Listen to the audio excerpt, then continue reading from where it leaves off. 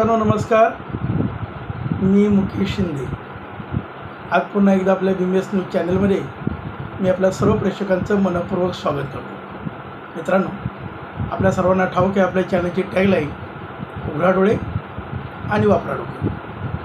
मित्रांनो, आज 23 मे 2024 तथागत महाकारुणी भगवान गौतम बुद्ध यांचा जयंती महोत्सव, जयंती दिन, वैशाखी पौर्णिमा म्हणून आज हा जयंती दिन सर्व जगभर साजरा केला जातो।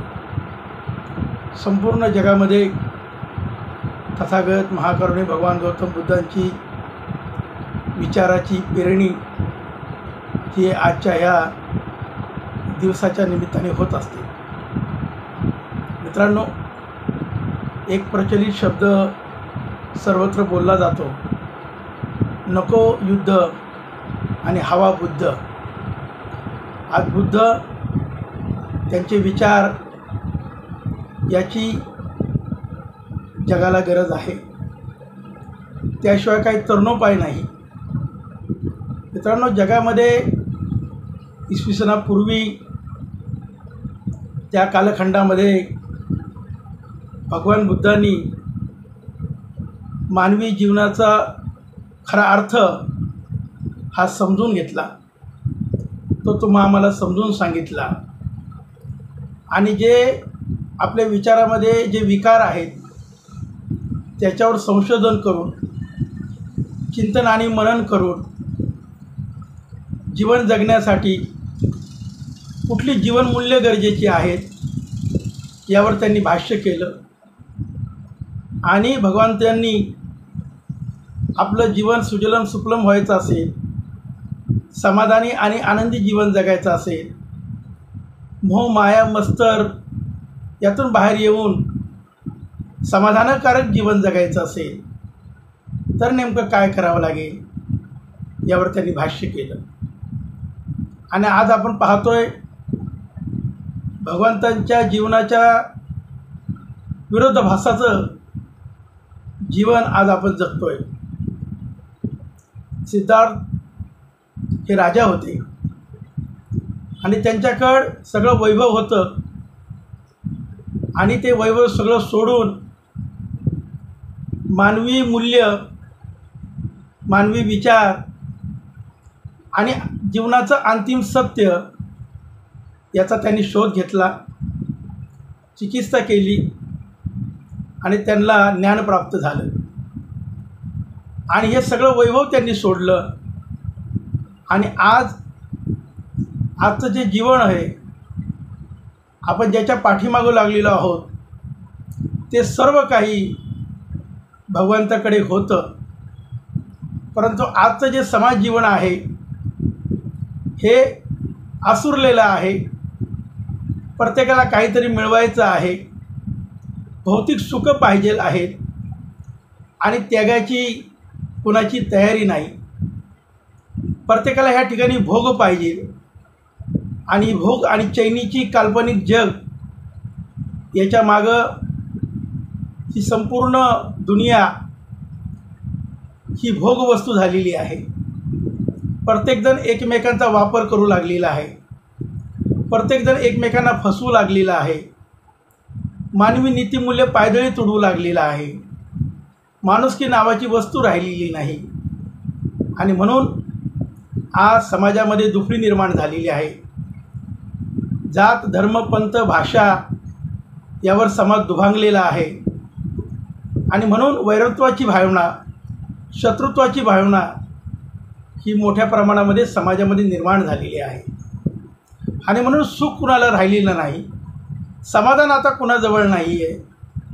प्रत्येकजण एकमेकांची भावनिक फसवणूक करतोय, काल्पनिक जीवनात रममाण झालेला आहे आणि नेमकं मानवी जीवन हे कशासाठी आहे?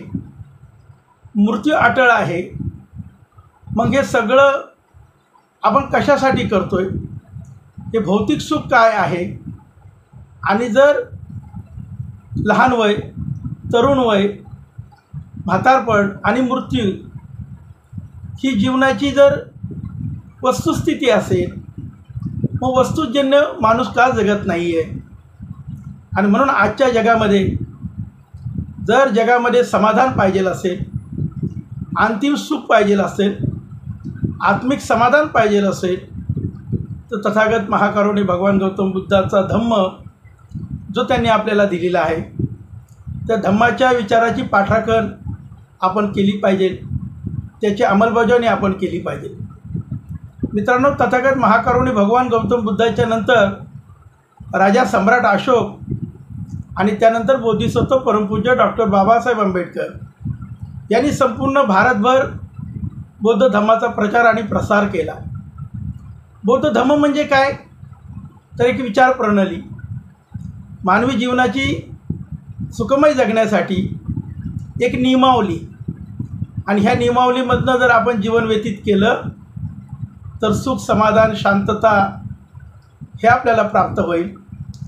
आपण आत्मिक आणि आध्यात्मिकदृष्ट्या आपण सुखमय जीवन जगू शकू, परोपकार आपण बाळगू, एकमेकांना सहाय्य करणं, एकमेकांना मदत करणं, एकमेकांच्या सुखादुःखामध्ये धावून जाणं, एकमेकांना सहकार्य करणं ही समाजाची भावना असणं ही गरजेची आहे.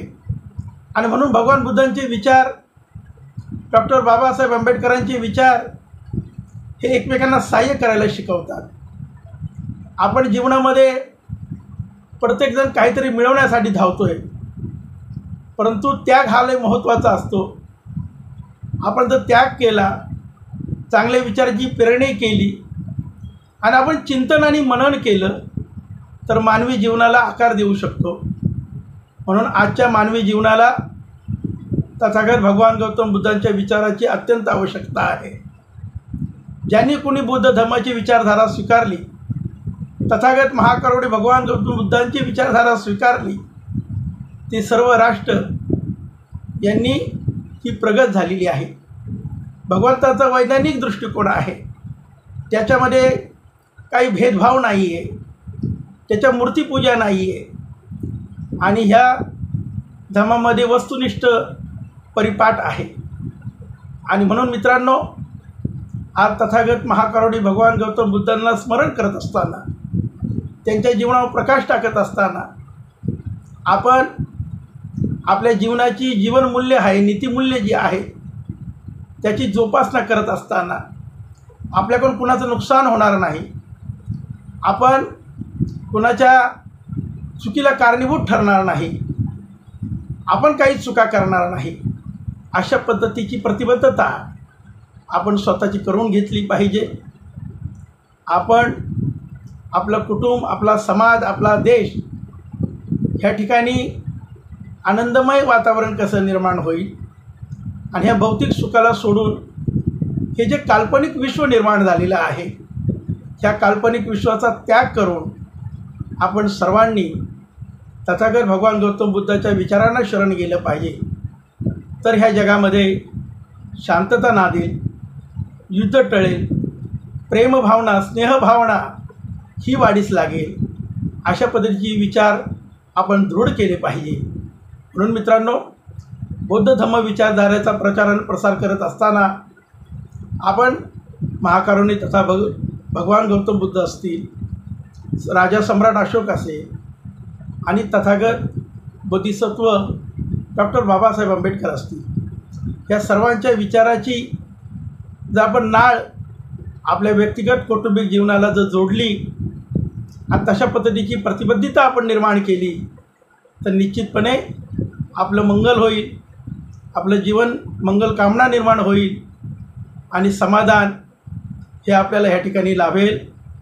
याचं किती सत्ता, संपत्ती, प्रतिष्ठा निर्माण जरी झाली तर समाधान काही मिळणार नाही.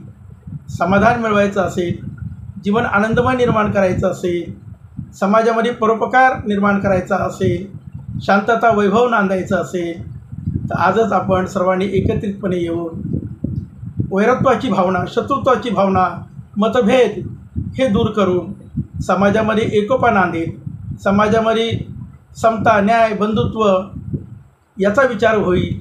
अशा पद्धतीची आपली विचारधारा आपण या ठिकाणी निर्माण करावी, त्याचा अंमल करावा, आणि आजच्या ह्या दिवसाच्या निमित्ताने मी संपूर्ण जगभरातील आपल्या बुद्ध बांधवांना मी ह्या वैशाखी बुद्ध पौर्णिमेच्या खूप खूप शुभेच्छा देतो.